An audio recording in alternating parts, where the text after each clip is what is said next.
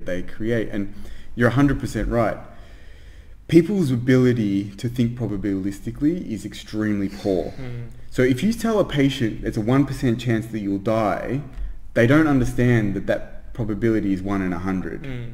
No. Right? So it's like, okay, well, you know, you could die. I've done 1,000 and 10 have died, but you know, it doesn't compute to them, and the numbers are actually much more vast than that. And if you're interested in this stuff, actually, the person that did he did a general populist book is a Gerd Gingerenzer.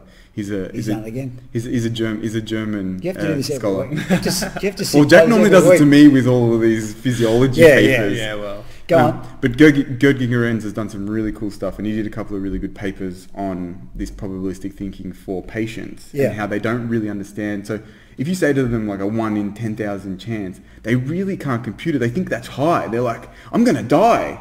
And it's like 1 in 10,000 is extremely low for a surgical procedure. Like, you're going to be fine.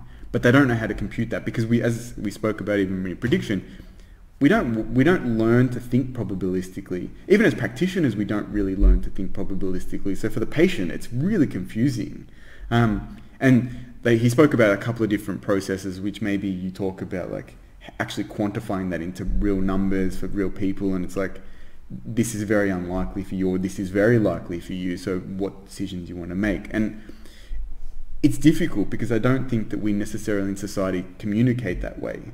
John, I reckon as even as health professionals who know this, when it's us, we can do exactly the same. Yeah. The number of clinicians I've seen who give all this advice about, you know, you shouldn't have surgery, you shouldn't have that, and then they end up doing it themselves. You think, oh God, you know, what's the, you know, one of the.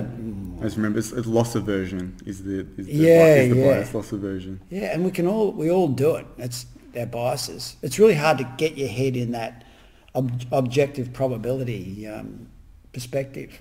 I think, and it would be obviously, I think that's probably what you guys try and develop with some of your frameworks, is to take away from people making those errors. You've actually given them some kind of at least decision-making trees or ways in which they don't necessarily step too far outside that, because then potentially they are making errors that they don't need to make, or they're not applying the treatment model that actually has been shown to be more effective. I know you mentioned this in your email, but like talking about exercise as being essentially a panacea for so many conditions, but there's the issue of the general population not interested in doing it.